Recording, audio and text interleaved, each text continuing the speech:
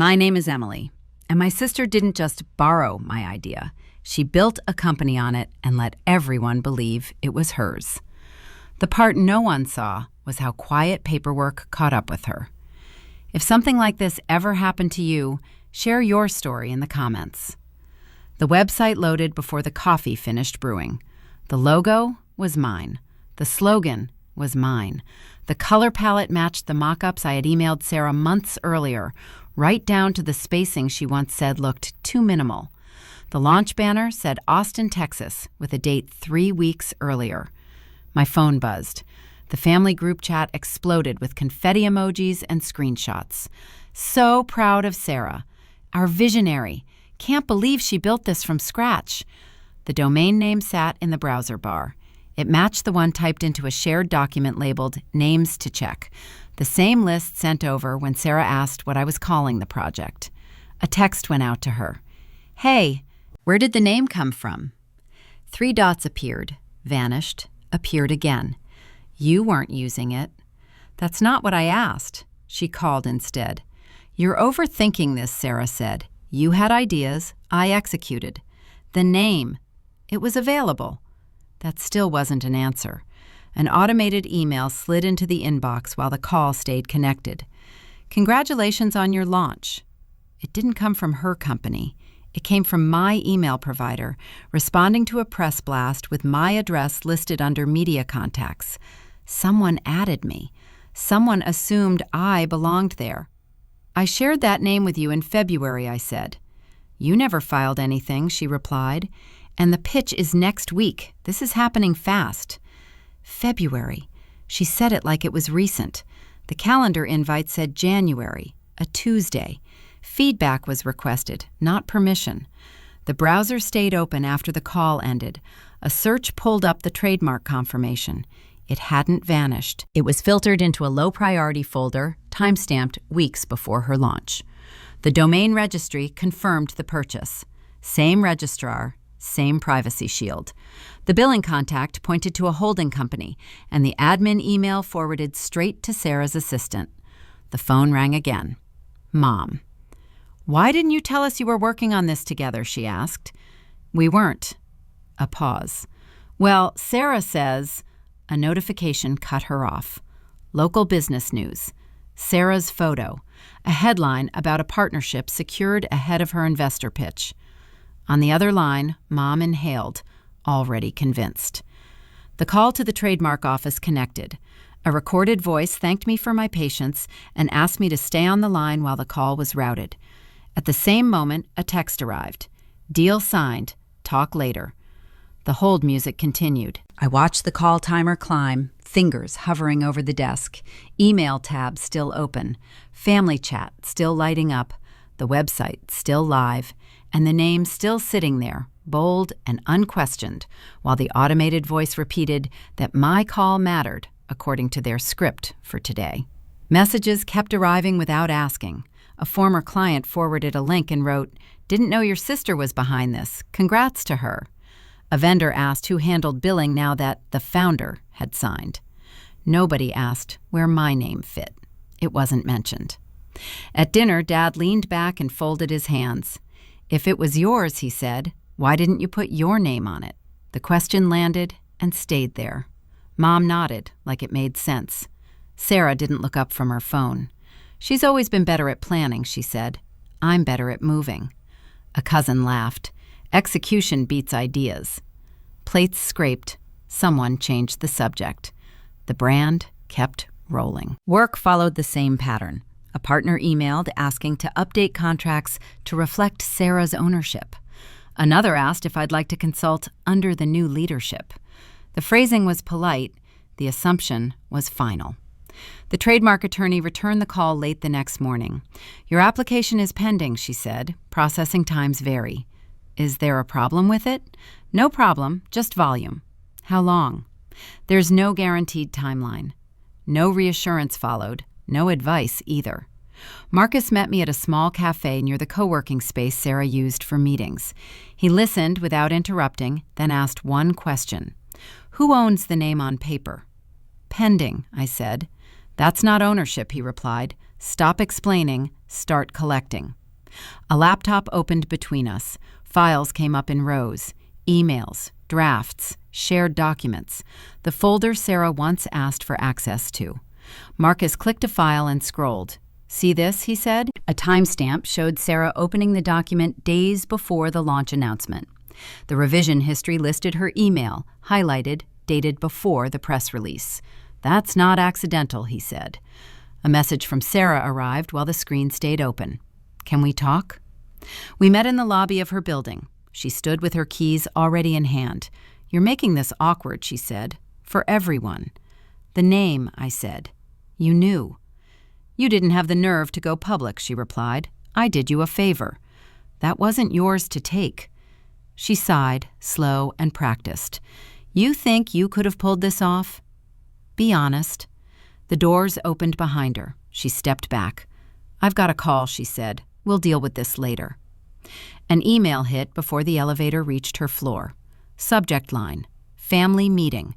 The date was set, so was the location. Sarah's name sat at the top like a signature. Another alert followed. Licensing discussion scheduled. Preliminary terms attached. The trademark office put me on hold again. The representative came back with the same tone as before. "Thank you for your patience," she said. "We're experiencing delays due to high volume." "There's a dispute," I said. "That doesn't change processing," she replied. "Is there anything else I can help you with today?" The script didn't bend. It didn't care. Marcus sent a text. "Screenshot everything. Save locally." At home, the shared document history loaded again. The access logs lined up with Sarah's timeline. Each click placed her closer to the launch than she claimed. Mom called. "We're worried," she said. "This is getting out of hand." "It was out of hand before anyone asked," I replied. A notification slid across the screen. Calendar reminder. Trademark review window approaching. The date blinked back at me while another message from the family thread popped up, asking who was bringing dessert, and a new email confirmed Sarah's licensing call for the next morning as the cursor hovered over the deadline, waiting. Marcus didn't call right away. He sent a screenshot first. The domain invoice sat in the center of the screen. Same registrar, same purchase date as the launch prep timeline. The billing name wasn't Sarah's. It belonged to a limited company with a generic name and a mailing address 2 blocks from her co-working space. A second message followed. "That company is hers. Different paper, same control." The phrase from the first call replayed without needing to be said. It was available. She hadn't meant the name. She'd meant the structure. Another screenshot came in. Public records. The holding company was formed months before Sarah asked for feedback on branding, weeks before she asked whether the name felt strong enough, days before she said execution mattered more than ideas. The order lined up now. Calls from family filled the rest of the afternoon. An aunt left a voicemail about how proud everyone was. A cousin sent a long text about not tearing the family apart over business stuff. Mom called twice and didn't leave a message. Sarah didn't call at all. She let others do it. Dad texted, "She's under a lot of pressure. Don't make this harder than it needs to be." A minute later, Mom followed. "You're hurting her at a really important moment." The language shifted. It stopped being about names and filings and became about timing and tone. The suggestion stayed the same. Step back. Let it go. Marcus replied when the screenshots were saved. "This is premeditated." A draft email to Sarah sat open. It was short, direct. It asked about the domain, the company, and the timing. It went out before second thoughts could slow it down. The response came an hour later. "You're reaching," she wrote. "Talk to your lawyer." So I did. The opposition form was submitted the same night. Screenshots attached. Dates listed. Claims limited to facts. No commentary. The confirmation number arrived with a subject line that sounded polite enough to be neutral. Another email went out. This one went to Sarah. It asked for clarification on ownership and requested the company stop using the name until the dispute resolved. The reply didn't come from her. It came from a law firm. "Without prejudice," the letter began. The phrase sat there, formal and detached, before the rest of the page filled in. Claims of interference, allegations of bad faith, a request to cease contact, a reminder that public statements could be actionable. Marcus read it first. "They're trying to scare you," he said. "It means they noticed." The letter didn't mention the files. It didn't deny the timeline. It didn't explain the holding company. It focused on tone and exposure and risk. Sarah texted afterward, "You really want to do this? There's a lot you don't know." That line stuck because it didn't threaten. It warned. The family group chat stayed active. A link to an article, a screenshot from the licensing deck. Someone joked about needing autographs soon. The assumption held steady. Sarah was the face. Sarah was the founder. Marcus dug deeper. The holding company tied back to another registration, a second domain, a parked page using a variation of the name registered months before the launch. That wasn't for testing, he said. That was insurance. The trademark office sent a generic update. The application remained under review. No change in status. Another call from Mom came through. "We raised you to be reasonable," she said. "This isn't you." The opposition confirmation sat open on the screen. The law firm letter stayed beside it. The dates lined up in a way that no amount of reassurance could smooth over. Sarah called late. "This is getting ugly," she said. "You're making me look bad." "You did that part yourself," I replied. A pause followed. "You don't know who you're up against," she said. The licensing announcement went public before the trademark office returned the last message. Sarah's company name sat at the top of the press release, followed by the distributor's logo and a quote about moving fast in a competitive market. By noon, the status on my application changed to a neutral gray note. Review paused pending dispute. That pause spread. A partner who had been waiting on my input wrote to say the deal was no longer available. Another email canceled a meeting without explanation. The assumption had settled everywhere at once. Sarah owned the name. Sarah owned the future. Everything else was noise. The family meeting went on without me. The invite disappeared from the calendar. No one mentioned it afterward. Photos showed up in the group chat anyway. Smiles. Drinks raised. Someone tagged Sarah and wrote, "So proud." Marcus forwarded a message from a contact at the trademark office. "They're freezing everything tied to the name," he wrote. The distributor contract triggered it. That contract didn't just move product. It locked the brand into a supply chain. Packaging, labels, legal representations. Each one leaned on ownership that hadn't been resolved. The system responded by doing what systems do best. It stopped. Mom finally called that night. "We can't keep defending you," she said. "This is bigger than feelings now." "Since when?" "Since lawyers got involved." The line clicked off before there was time to respond. Another message arrived an hour later. This one came from Marcus. He attached an email header. "Look at the routing," he wrote. The confirmation from my original trademark filing showed a forwarding rule. It hadn't gone missing on its own. It had been redirected, quietly, to an address tied to the holding company. Sarah didn't just watch the process, she intercepted it. The realization didn't come with a speech, it came with a list. Domain purchase, company formation, email access, distribution contract. Each step depended on the one before it. None of it happened by accident. A text from Sarah followed. "This is what happens when you don't commit," she wrote. "You should have let it go." Another call from Dad came through. "You need to stop," he said. "This is hurting everyone." Who is everyone? You know what I mean. The answer was clear enough. Marcus met me again the next morning. He didn't bring advice, he brought structure. "You can't argue intent anymore," he said. "They've moved past that." What's left? Proof that holds up where opinions don't. The distributor's announcement stayed open on the screen. So did the trademark dashboard. The freeze sat there, bland and final. "The system is responding to her paperwork," Marcus said, "not your explanations." Another email came in from the law firm. "Further contact may be construed as harassment," it read. The wording stayed calm. The message didn't. Sarah called once that afternoon. "You're embarrassing yourself," she said. "This could have stayed private." "You made it public." "That's business," she replied. "Don't take it personally." The call ended without waiting for a response. The holding company records came back later that day. Marcus forwarded the link. Same registered agent, he wrote. Same timeline. The pattern was complete now. Sarah had built a buffer between herself and every risky step. The brand sat clean in front. The mess stayed behind layers of paper. Another calendar alert popped up. Distributor kickoff call. My name wasn't on it.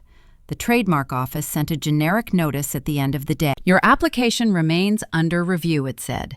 "No further action required at this time."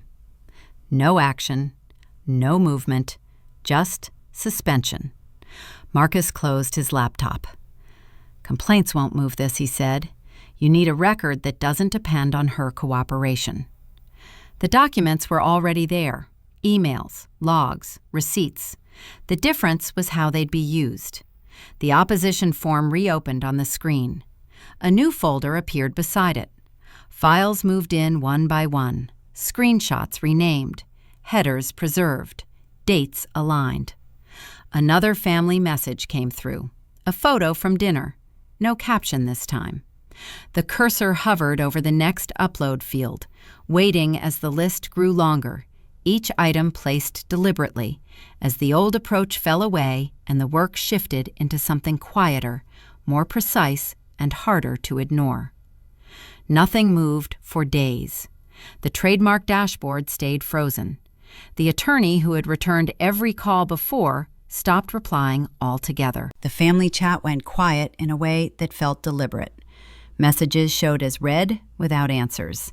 Even the distributor's press release stopped circulating, like the story had already decided where it ended. The laptop stayed open on the table. Emails filled the screen, sorted by date instead of sender. Old threads surfaced without warning. A short note from Sarah asking for feedback. A reply sent late at night with a draft attached. A follow-up that never came. Each one marked a place where something could have been said differently and wasn't. That pattern held everywhere. Paperwork had been started, but not chased. Names were discussed, but not locked. Deadlines were mentioned, but not enforced. It wasn't that the steps were unknown. They were postponed. Family made postponement feel reasonable. Receipts spread across the screen next. Domain confirmations, invoices, calendar invites. The timestamps told the story without commentary. The first filing date came up again. The original trademark application had been submitted before Sarah's launch, before the holding company showed up in public records, before the licensing deck existed. A notification chimed. Marcus. "Do you still have the USPTO receipt?" he asked. "Yes," I replied. "Send it." The PDF attached without hesitation. The receipt listed the filing date, the application number, and my name. A second page followed with an update log. A modification had been submitted later. Same mark, different applicant. A corporate entity with a clean address and a generic name. "She amended it," Marcus wrote. "Not replaced, amended." That detail mattered. Amendments relied on existing filings. They assumed a foundation already existed. "So she didn't start it," I said. "No," he replied. "She stepped into it." The difference settled quickly. The move wasn't loud. It didn't need to be. It depended on access, timing, and the expectation that no one would push back hard enough to trigger review. Family messages stayed unanswered while the file list grew. A text from Mom arrived hours later. "We're staying out of this now." The words weren't angry. They were final. Marcus called that afternoon. "You see the pattern?" he asked. "Yes." "Good, because the argument changes now." "How?" "You stop proving she's wrong," he said. "You prove what's true." The advice wasn't comforting. It was clean. The cost was clear, too. Any move from here would be public, formal, uncomfortable. The receipts were already there. They just hadn't been assembled with intent. A new folder took shape. Screenshots labeled by date. email headers preserved, invoices renamed to match registry records. The amendment filing sat beside the original application, highlighted where the names diverged. The law firm letter stayed unopened in another tab. It didn't add anything useful. Marcus sent one last message. "This won't fix your family." "I know. It will fix the record." That was enough. The trademark attorney's calendar showed an opening 2 weeks out. The appointment booked without a follow-up question. An intake form requested attachments. The folder uploaded as a single compressed file. The confirmation email came back immediately.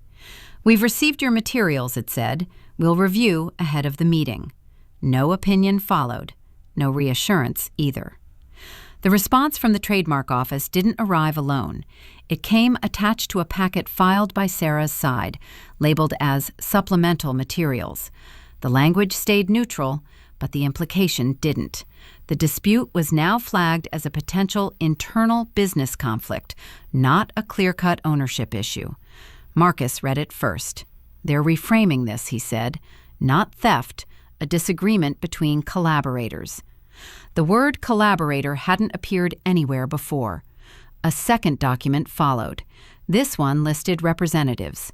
A law firm I didn't recognize. A venture group name sat beneath it, spelled out in full, followed by a managing partner's signature. That partner's name wasn't new. Marcus pulled up an article from 2 years earlier. Same name, same firm. A quote about moving quickly to secure market position while the legal catches up. He advises startups, Marcus said, and investors. The timeline shifted again. The early launch date wasn't impatience, it was strategy. The faster the brand appeared in the wild, the harder it became to unwind. Every sale, every mention, every contract added weight. The holding company started to make sense too. It wasn't just distance, it was insulation. Another message arrived from the trademark office, a request for clarification. One of the emails submitted as evidence couldn't be verified. The header was missing. Marcus scrolled through the attachment. "This is the forwarded one," he said. "The copy you saved doesn't include the original routing data." "So it doesn't count." "It counts less," he replied, "enough to slow you down." The family stayed silent while this unfolded. No messages, no check-ins. The absence felt organized. Sarah didn't reach out either. Instead, her lawyer did. "Your recent filings appear to mischaracterize the nature of the relationship," the email read. "Our client maintains this was a joint effort that evolved." The phrasing was careful. It didn't deny access. It didn't deny timing. It softened everything into interpretation. Marcus shook his head. "They're leaning on ambiguity," he said, "and they've got backing." Another attachment opened. Investor correspondence. Not addressed to me, not copied. It described the brand as fully operational before any dispute arose. Dates highlighted. Language selected to imply independence. "That's coordinated," Marcus said. "She didn't write this alone." The realization settled without drama. Sarah hadn't panicked and improvised. She'd stepped into a system that rewarded speed and punished hesitation. Advisors spotted the opening. Investors funded the momentum. Lawyers wrapped it in process. The opposition case status updated again. Under review. Additional documentation requested. The request listed items already submitted. It also asked for originals that no longer existed in their original form. The law firm followed up within the hour. "Continued submissions may be considered duplicative," the email warned. A call from Mom finally came through. "This is getting serious," she said. "You need to think about the consequences." "I am. For the family." The sentence landed where it always did. Marcus watched the call end. "They're betting you won't push past this," he said, "because the cost isn't just legal." The next message confirmed it. A family member forwarded an article about sibling founders navigating conflict, framed as advice. Sarah's situation, abstracted and sanitized. Another notification popped up. The USPTO flagged the case for extended review due to conflicting claims. The missing email header became the problem everyone focused on. Not the domain, not the holding company, not the amendment. One piece weakened, and the rest followed. Marcus leaned back. "You lost leverage," he said. "For now." "What's left?" "Everything that doesn't rely on their version," he replied. "And patience." The phrase wasn't comforting. A final update came in just before the office closed. The evidence packet was accepted, but no determination would be made until further review. No timeline provided. The screen showed the case number again. Active. Unresolved. Another message from Sarah arrived, the first in days. This didn't have to be like this. The wording suggested distance, not regret. The reply stayed unsent. The venture firm's website loaded in another tab. Portfolio companies, advisors, case studies. The pattern repeated across industries. Early entry, aggressive positioning, legal cleanup after. The story wasn't unique. Only the players were. Marcus closed the file list. "They're bigger than you thought," he said. "That doesn't mean they're untouchable." The conference room stayed small on purpose. No one raised their voice. Water bottles sat unopened. Laptops stayed closed until asked. The USPTO examiner introduced herself, then outlined the process in a tone that suggested she had done this many times before. "Today we'll review submitted materials in chronological order," she said. "No commentary unless requested." That worked. The first document appeared on the screen. My original trademark filing. Date, application number, name listed once. "This establishes initial intent to use," the examiner said. Sarah's attorney leaned forward. "Intent alone doesn't equal commercial activity," he said. "At the time, this was an undeveloped concept." No argument followed from my side. The next file opened. Revision history from the shared document. The examiner scrolled. Names, dates, access logs. Sarah's email highlighted among them. "That file predates the launch," the examiner said. "Reviewing materials isn't ownership," the attorney replied. "Collaboration was ongoing." Still no response from me.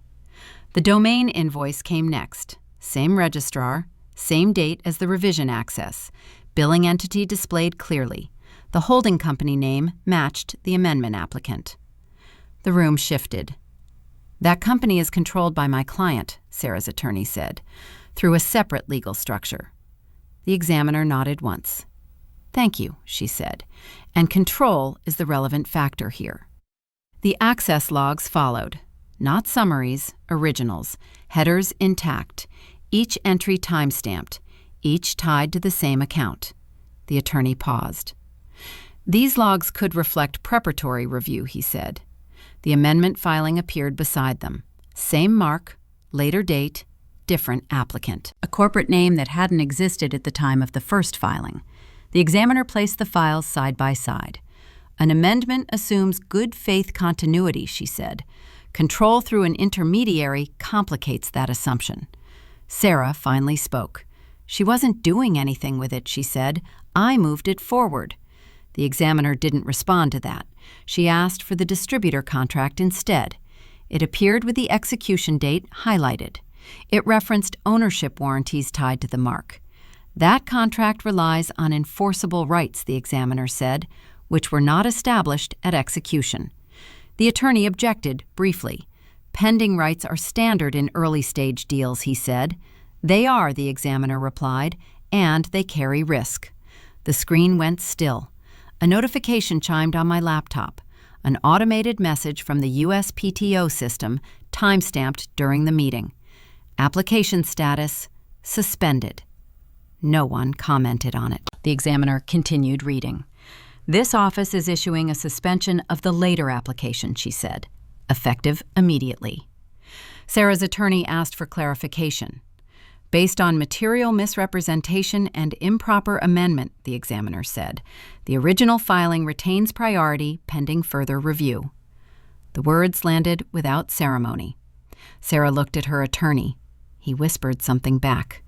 The examiner closed the file. "You will receive formal notice," she said.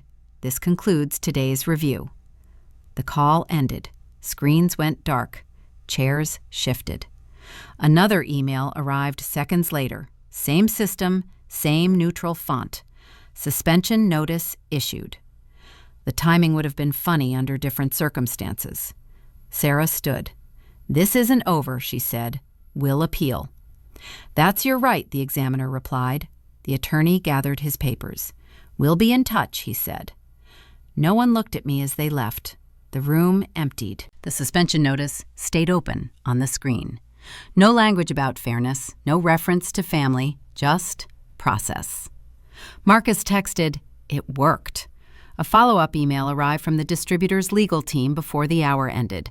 Subject line, short. Urgent. Branding issue. Another message followed from Sarah. They shut us down. The website went dark first. The landing page redirected to a placeholder with a generic apology about maintenance. By the afternoon, the logo disappeared from social media headers. Product photos vanished from the distributor's site, replaced with empty boxes where branding used to sit. The takedown happened in stages, slow enough to notice, fast enough to leave no room for argument.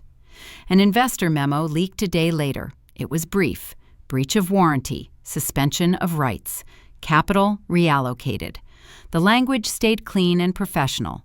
The effect didn't. Sarah didn't call. She sent one text: "They're pulling out."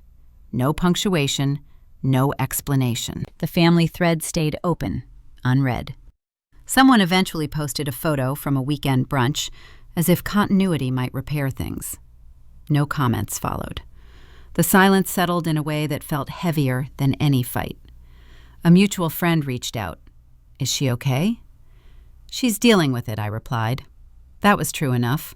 The call with the brand buyer took place the following week. Their counsel asked about chain of title. The answer fit on one page. Dates aligned, signatures matched. No one mentioned Sarah's name. "We're comfortable proceeding," the buyer said, "under your ownership." The contract arrived the next morning. Clean terms, no theatrics. The signature field waited where it always had. The bank app updated before the ink dried. Your spending is back on track. The timing was unintentional. It still landed. Sarah called that night. Her voice stayed level. "You got what you wanted," she said. "I got what was mine." A pause followed. "This didn't have to destroy everything," she said. "It didn't destroy everything," I replied. "It changed it." Neither of us apologized. There was nothing left to clarify. Mom sent a message the next day. "We hope you're happy." No question mark. The buyer wired the funds by Friday. The confirmation came through with the same neutral tone as every other system message. Marcus texted, "Congratulations." "Thanks." "That's it?" "That's it." The contact list came next. Family numbers stayed for a moment, untouched. Then they moved to a separate group labeled Emergency Only. A new number replaced the old one everywhere else. The switch took less time than expected. Receipts uploaded to the cloud one final time. Trademark filings, domain records, email headers, contracts. The folders synced without error. A green checkmark appeared and stayed there. The family message thread sat open. Years of birthdays, photos, side conversations. It scrolled fast when flicked upward. The delete option appeared at the bottom, understated. It disappeared with one tap. The parking lot sat half full when the last meeting ended. The contract copy rested in the passenger seat, still folded.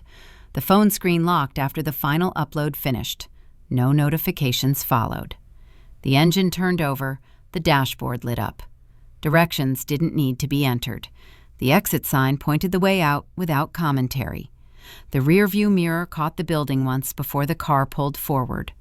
No one stood outside. No messages arrived asking where things went wrong. The road opened ahead like it always had. The phone stayed face down as the car rolled toward the street. The receipts saved, the number changed, the name secure again, while the space behind filled with distance, and the drive carried on without looking back.